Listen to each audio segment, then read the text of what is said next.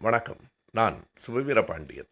மகப்பேறு மருத்துவமனைகள் இருப்பதைப் போல இன்றைக்கு கருத்தரிக்க வைக்கும் மருத்துவமனைகளும் மாநகரங்களில் கூடிக்கொண்டே இருக்கின்றன.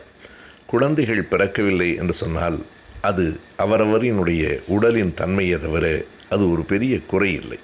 ஆனால் இந்த சமூகம் அவர்கள் மீது ஒரு பழியை சுமத்துகிறது. ஆதலால் குழந்தை செல்வம் வேண்டும் என்கிற எண்ணத்திலும் சமூகத்தின் படிச்சொல்லிலிருந்து மீள வேண்டும் என்கிற விருப்பத்திலும் இன்றைக்கு பலர் கருத்தரிக்கும் மருத்துவமனைகளை நாடுகிறார்கள்.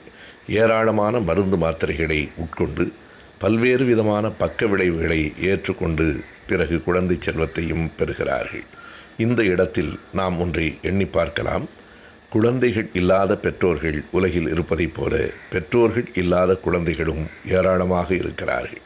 இருவரும் ஒருவரை ஒருவர் தழுவிக்கொண்டால் எந்த மருந்து மாத்திரையும் இல்லாமல், எந்த பக்க விளைவும் இல்லாமல் நமக்கு குழந்தைகள் கிடைக்கும், அவர்களுக்கு பெற்றோர்களும் கிடைக்கும்.